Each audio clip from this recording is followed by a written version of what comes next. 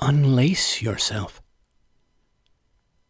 Loosen your belt, your grip. Unclench your jaw. Sit back, ease back. Stretch out all the way. Relax your mind, your usual schedule, your hard and fast rituals. Now soften your gaze, your shoulders, your breath.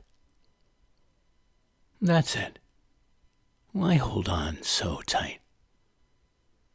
Why not just let yourself unbutton, uncork, roll with it instead of steamrolling it, and see how it all the more naturally unfolds.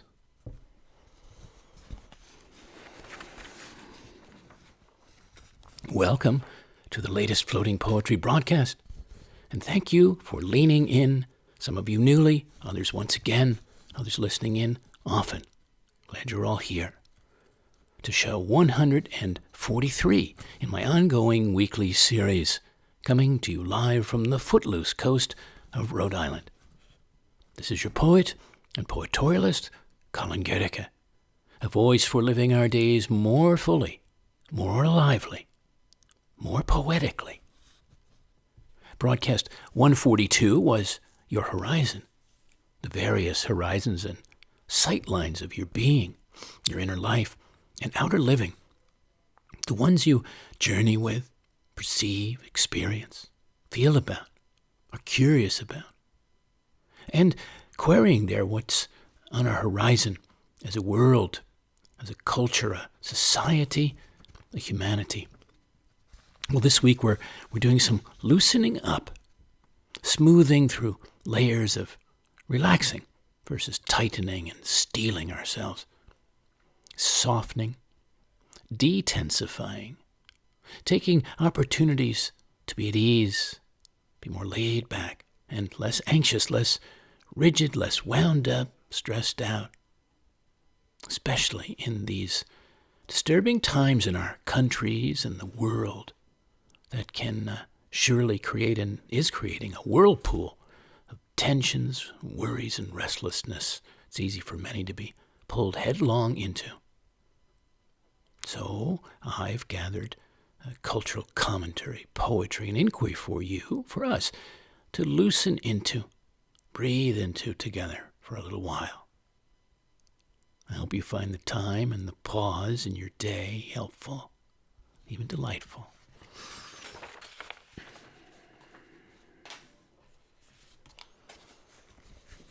From the fishing village of Galliscati, the island of Kea in the Cyclades, August 2012. The Ouzo Hour. The hour when limbs loosen, eyes soften, anise, ice, and water alchemize. Sun dissolves into saffron, chartreuse. The upper bodies of bathers become half gold, the lower half blue. Moon phosphoresces, spirit floats, conversation flirts, night coalesces. The Ouzo Hour.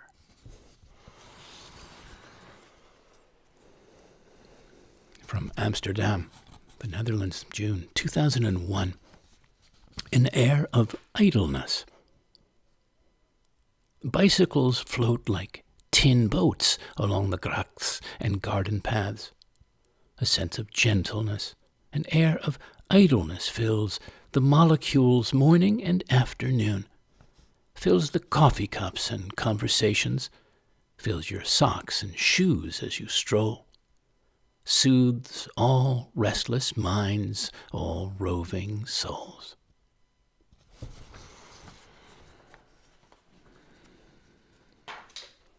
Poem by Joseph Stroud from his collection Out of This World. Pharaoh.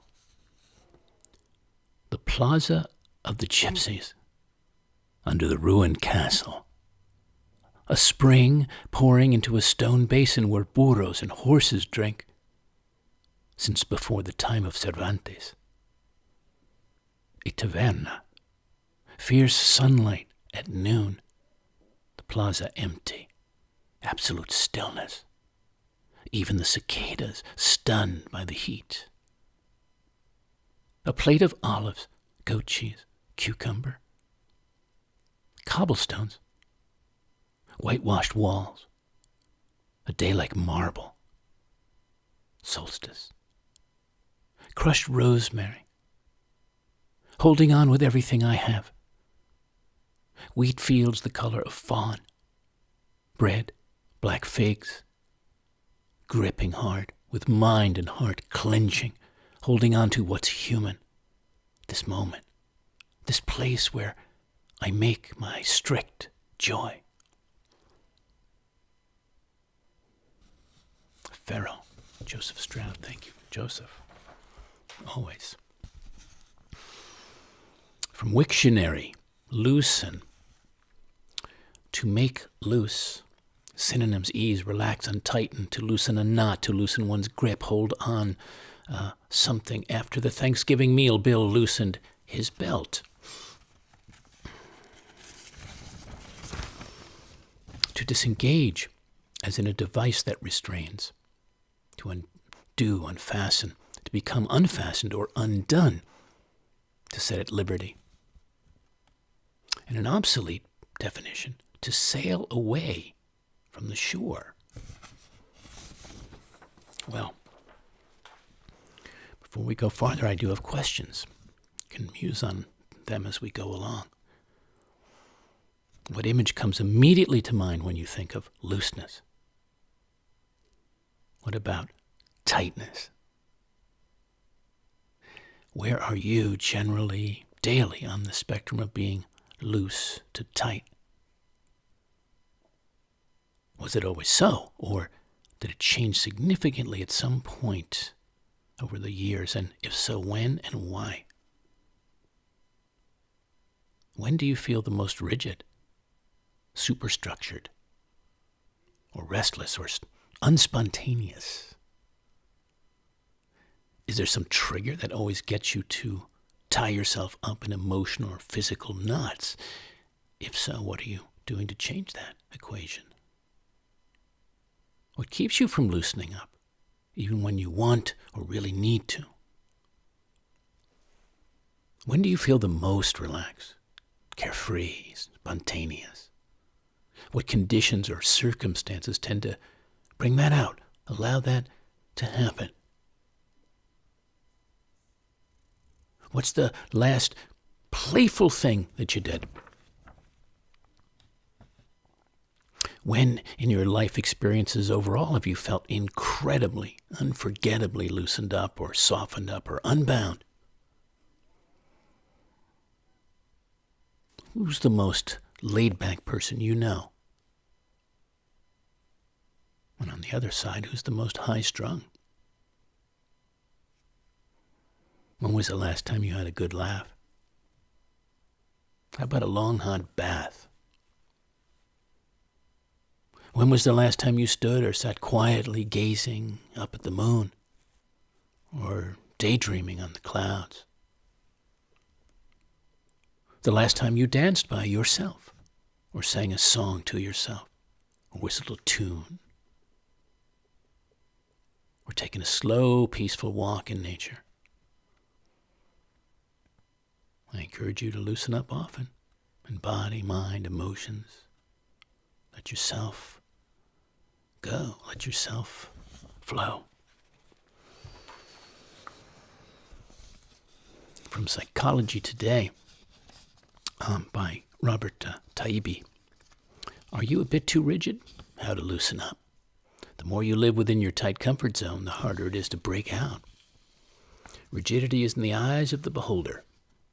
If you're reading this, you may be wondering if you're a bit too dependent on your routines, would like to be a bit more spontaneous, more flexible.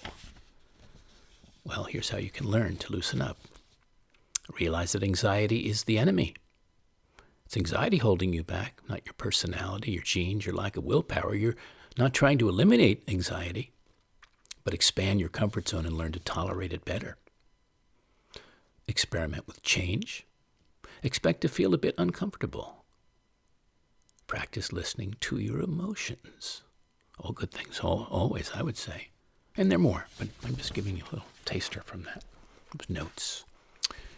Yes, being spontaneous. It's all about looseness. Letting the spirit of the moment move you to do something or say something. Or just be more of yourself. The more spontaneous you are, the more liberating and refreshing it can be. Man Dancing with a Baby by Susan Stewart. Before balance, before counting, before the record glistens and the needle slides, grating into the overture, there is the end of wait, the leaning into nothing, and then a caught breath. The record listens, the needle slides over slowly, and all at once around us a woman's voice stretches weightless, leaning into nothing. Like a clothesline, the taut chorus, oh, hilarious, oh, baby, all around us over slowly. A woman's voice gathers above the pick me up, and the desperate put me down. First the tightrope, then the light foot, and the taunting chorus. Pick me up, oh, baby. The slippery floor shimmers and spins like a record while the light is swinging footloose on its rope out of time. The shadows slip, shimmering black, and spin across the floor, then turn back and pick up again. Oh, seed pod stuck for just one moment on the cattail, out of time, out of shadows, downy cheek against a beard. Oh, scratches on the record, oh, baby, oh, measure, oh, strange balance that grips us on this side of the world. Thank you, Susan Stewart. Man Dancing with a Baby. Well, I think we've seen parents do that. And certainly others, uncles and aunties, do it. I've never heard anybody tell me a story about remembering that they were scooped up and had somebody dance with them that way. Well, I was thinking about this poem about my father, who was a serious New York businessman in his day and one of the most playful people I've known, and especially was as a dad when I was a boy. This is the funny papers, as my father called them. My dad at his most playful, making whimsy as I sat buoyantly, small boyishly, on his lap in our sunny Sunday living room. As he played out the comic strips, read the captions, all in the characters' voices, animated in turn in funny papered words, each little made large drawing, both of us delighting in and between the lines. When the last frame came, he kept the story going, at first without me knowing, waiting till I caught his joking, and then how we would laugh together like two Katzenjammer kids. The funny papers.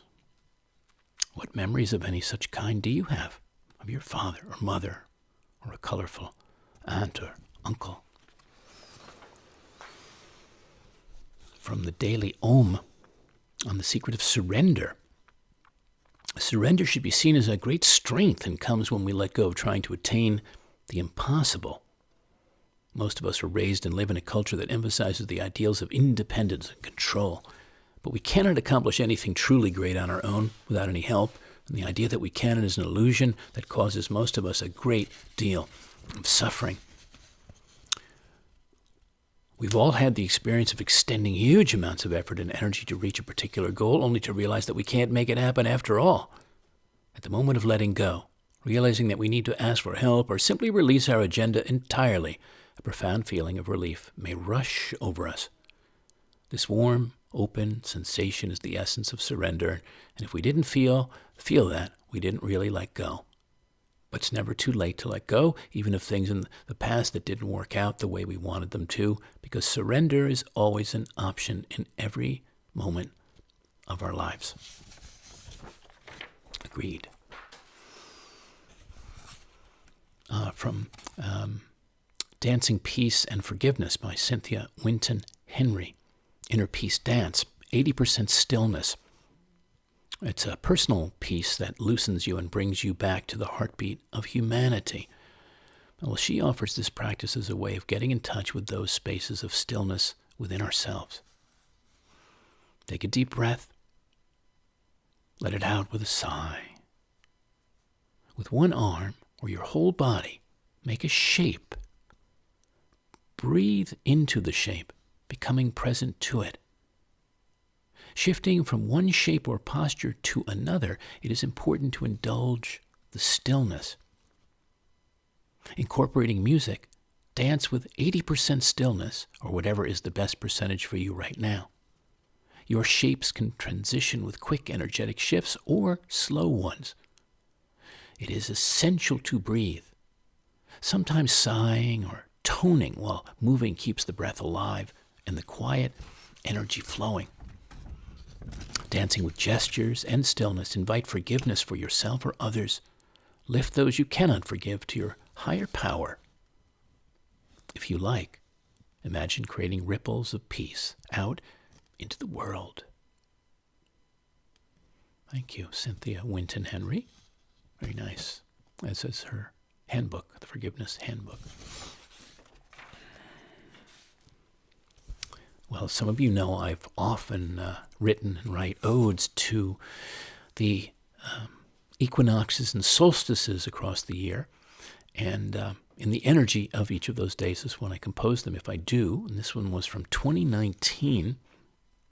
That serves, I would say, as an encouragement in its way to relax into the season, to relax into nature and with nature.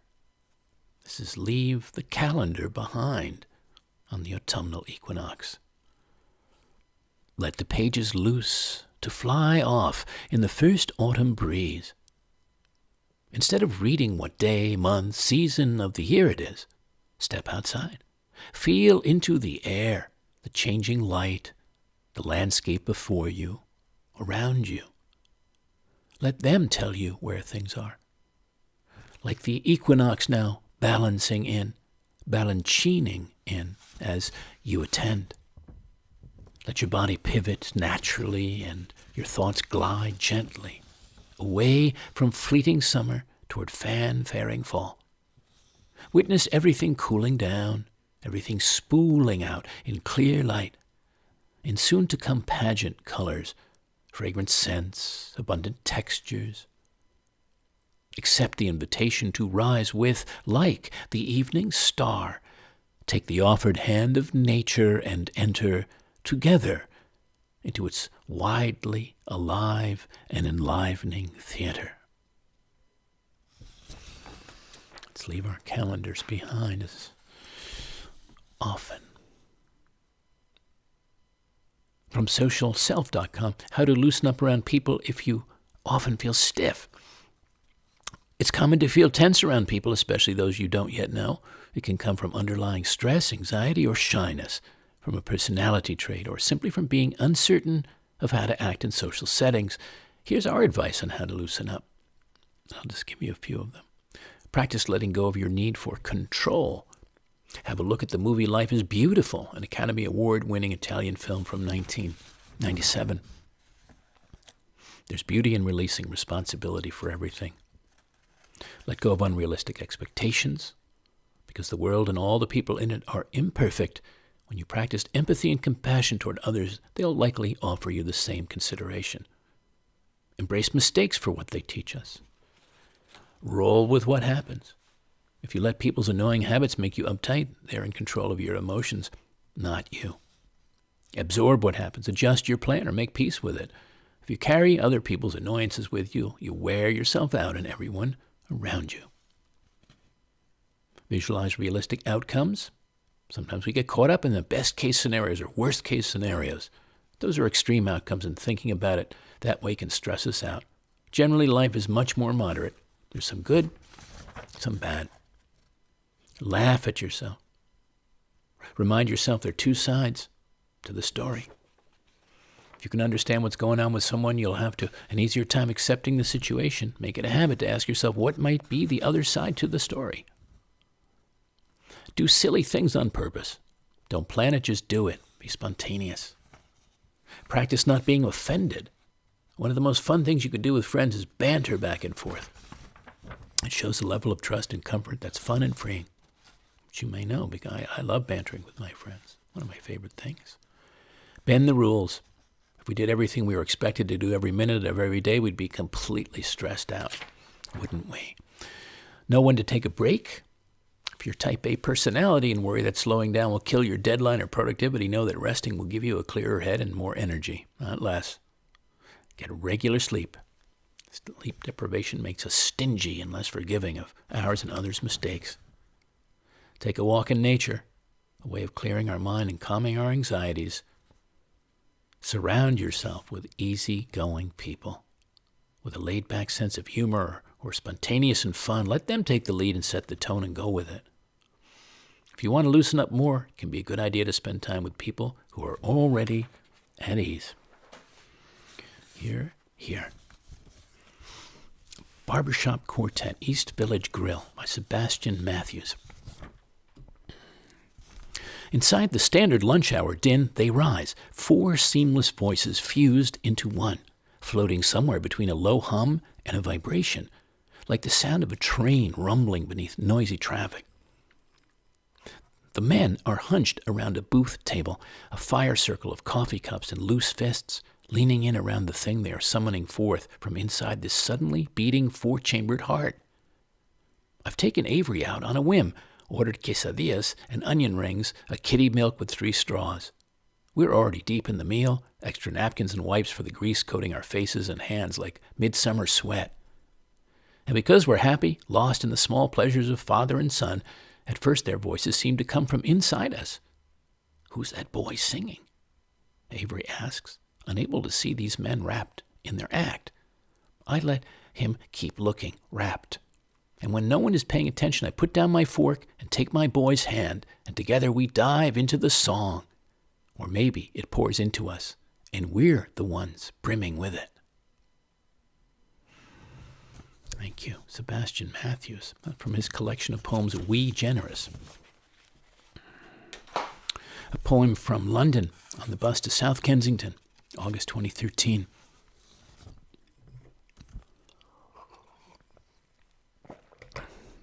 The father, the son, and the monkey at the zoo.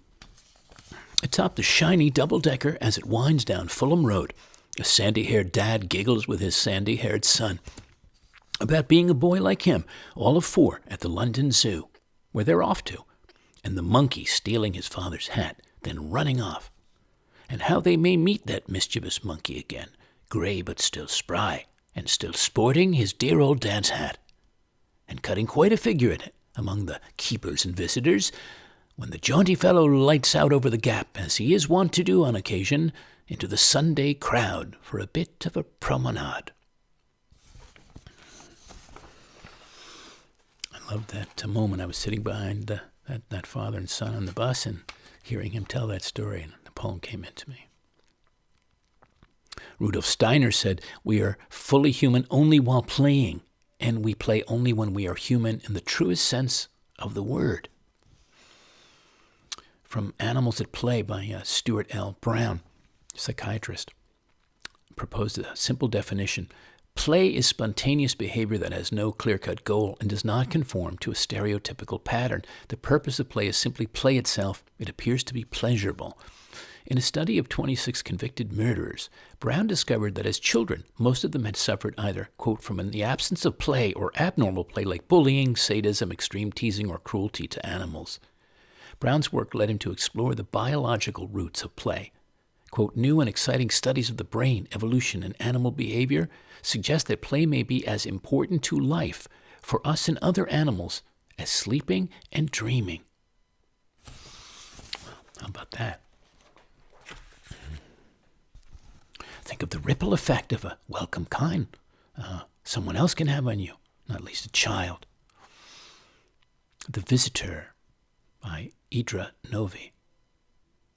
Does no dishes, dribbles sauce across the floor, is more dragon than spaniel, more flammable than fluid, is the loosening in the knit of me, the mixed fruit marmalade in the kitchen of me. Wakes my disco and inner hibiscus, the Hector and the ever mess of my Troy. All wet mattress to my analysis. He's stayed the loudest and longest of any house guest, is calling now as I write this, tiny bee who brings the joy.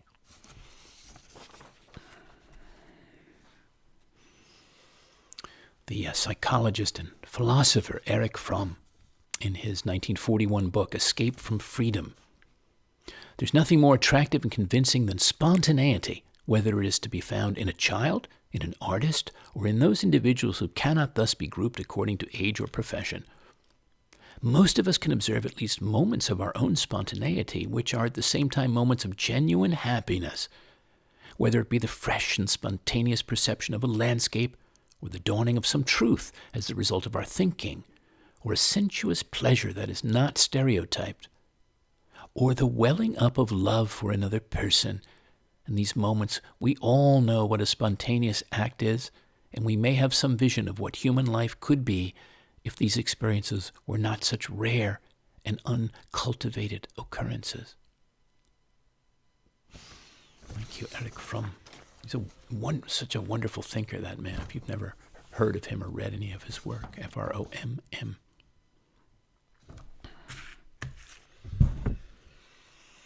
Very Large Moth by Craig Arnold. Your first thought when the light snaps on and the black wings clatter about the kitchen is a bat. The clear part of your mind considers rabies. The other part does not consider, knows only to startle and cower away from the slap of its wings, though it is soon clearly not a bat, but a moth, and harmless. Still you are shy of it. It clings to the hood of the stove, not black but brown. Its orange eyes sparkle like televisions. Its leg joints are large enough to count. How could you kill it? Where would you hide the body? The creature so solid must have room for a soul, and if this is so, why not in a creature half its size, or half its size again, and so on down to the ants? Clearly it must be saved. Caught in a shopping bag and rushed to the front door, afraid to crush it, feeling the plastic rattle loosened into the night air, it batters the porch light, throwing fitful shadows around the landing. That was a really big moth, is all you can say to the doorman who has watched your whole performance with a smile. The half compassion and half horror we feel for the creatures we want not to hurt and prefer not to touch. Very Large Moth by Craig Arnold. Thank you. Well, one of my ways of easing back is walking along the ocean, beach combing, often skipping stones there and on one of the salt ponds that surround me here in Rhode Island. This is from Shelter Harbor.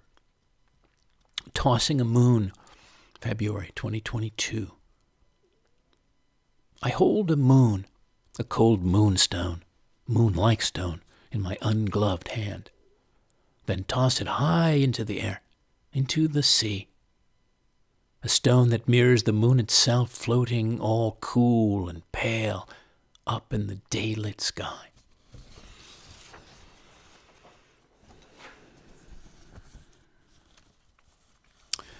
I was just listening the other evening to the Copper Canyon Press book editor and some guests reading some poems from the collection Braided Creek, which was a back and forth with Jim Harrison and Ted Kuser back in time.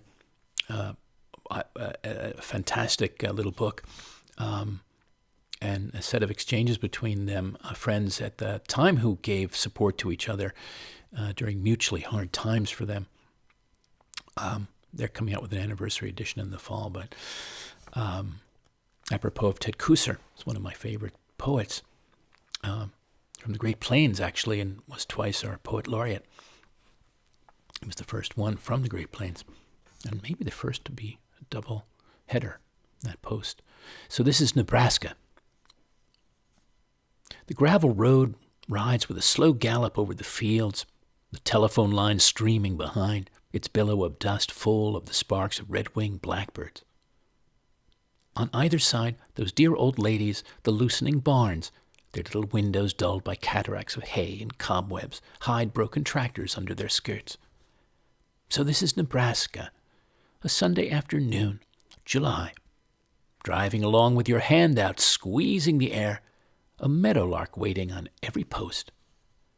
Behind a shelter belt of cedars, top deep in hollyhocks, pollen, and bees, a pickup kicks its fenders off and settles back to read the clouds. You feel like that. You feel like letting your tires go flat, like letting the mice build a nest in your muffler, like being no more than a truck in the weeds, clucking with chickens or sticky with honey, or holding a skinny old man in your lap while he watches the road, waiting for someone to wave to. You feel like waving. You feel like stopping the car and dancing around on the road. You wave instead and leave your hand out, gliding lark-like over the wheat, over the houses. Love that. Thank you, Ted Kuser. That's from his collection, Sure Signs, 1980. So many timeless poems that he's written. Still writing, as far as I know. Well, any place, no matter where, any time, no matter when or how, briefly, take the opportunity to unwind. Not just on vacation, because the world is constantly winding us up and we want to be always at least counterbalancing ourselves. Yes, beside, the body and spirit want to be at ease. I feel certain they do. This is from the Yucatan Peninsula, Mexico, 1998. 4.5 miles cerca tarde. A plump brown Mayan oiled by the turquoise ocean emerges from the shallows with a white orb, an opaque ball of ice he uses to cool the surrounding bathwater. Nearby, the jaws of boats tug at anchor lines like gently hooked fish, and a loose shirt of red flag flaps softly in the shoreward leaning breeze.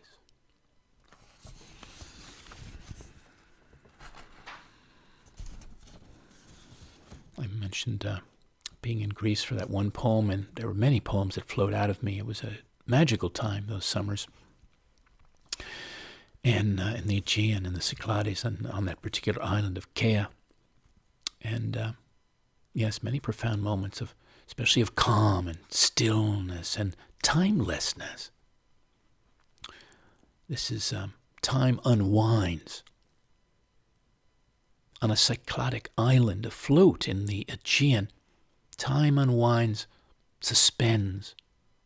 First and second hands move to untime, to poet time, soul time. The rhythm of life reverts to a simple arc of sun, to expressions of light, progressions of shadow, to long forgotten, now remembered rhymes.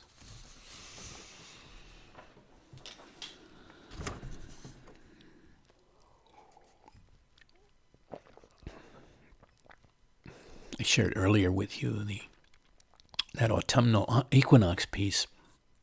Well, here serenely centered at the spring equinox, a meditation of a kind for us, for you to feel into, to bring you into.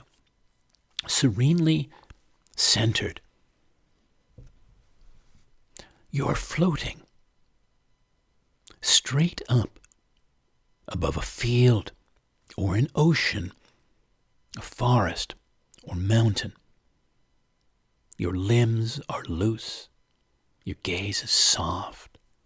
A warm breeze plays on your skin. Centered over your head is a great sun. Below your soles, a great moon. The three of you floating together. Balanced weightlessly, cradled gently in space, in the open sky. Your three bodies a trinity of light and lightness, serenely centered with the earth, the fertile earth, your home, your breathing and birthing place, being and becoming place, that turns itself now slowly, now surely, again to flower at your feet.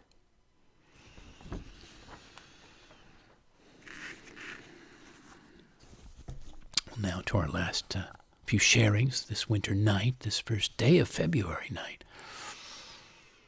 Ode to My Shoes by Francisco Alarcón. My shoes rest all night under my bed. Tired, they stretch and loosen their laces. Wide open, they fall asleep and dream of walking. They revisit the places they went to during the day and wake up cheerful, relaxed, so soft. Ode to My Shoes. Thank you. Gracias, Francisco Alarcón, from his collection Belly Button of the Moon. That's a delightful title. I'll have to read more of him. Sit back. Run yourself a bath. While it's running, pour yourself a drink. A smooth vino rosso or other aperitivo. Put on Coleman Hawkins or Russ Columbo. Have a slow dance with your partner or a slow kiss. Slip out of your clothes into your bath. Sit back. Close your eyes. Let your breath flow, your body float, your cares and concerns dissolve in the warm and languid waters.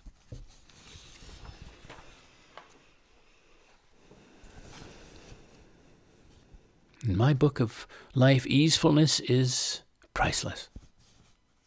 Ease of way, of self, of life, of every waking, widely awakening day.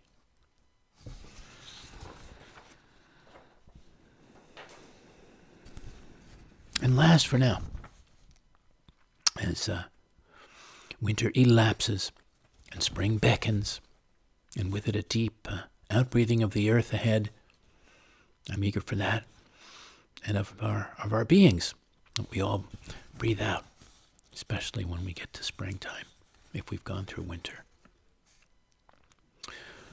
When the clock strikes spring, for the spring equinox, 2018,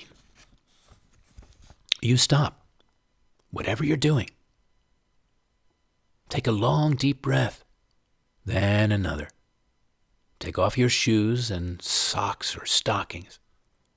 Take yourself out into the open air as it begins its softening. Onto the outleafing earth as it begins its blossoming. Under the lengthening sun as it begins its farewell to winter warming. Let all your senses feel the first notes, the fresh with promise notes of another greening time. Enter through your eyes and ears, nose and skin. Your stirring heart, unwinding mind. When the clock strikes spring.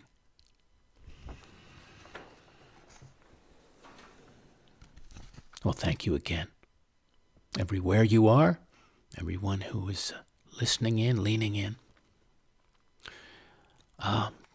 and floating in, and feeling in. I appreciate having such a fine circle of listeners, and always welcome whoever else wants to join the circle with enthusiasm. Also, thanks for sharing the shows with others to enjoy and ideally find inspiration in. And for those of you who send affirmations along, and those who send gifts of appreciation, donations that do help me do the work here of nourishing and uplifting your heart, mind, and spirit, and those of others across time and space, not just on the day of the broadcast. If there's any theme you would like me to shape a program around, send an email, colin@poetorialist.com. I would love to know what your experience was of this show on Loosening Up. You can send a contribution if you are sending one by Venmo to Fivefold, Fivefold, at pipeline.com, or by PayPal to me to the same email, or by check and regular mail to P.O. Box 1032, Westerly, Rhode Island, 02891, or by credit or debit card through my site, thepoetorialist.com, in the Donate tab. Patrons can, yes, indeed, sponsor or host me this year as a working poet in residence in an agreed place in the U.S. or elsewhere in the world to create a new flight of poetic art and dedicate it to them. Just email me and we can explore. Meanwhile, you can hear all the broadcasts online, on YouTube, on the Floating Poetry playlist. I hope you'll lean in soon again. Until then, dear listeners, may you get and stay loose often, if not always, taking life, your days, with far more ease, far less tightness, a body, of heart, feelings, expectations. Relax into the flow of things as they are. Indulge your playfulness, your footlooseness. Invite and enjoy your spontaneity. Goodbye for now, and good spirits.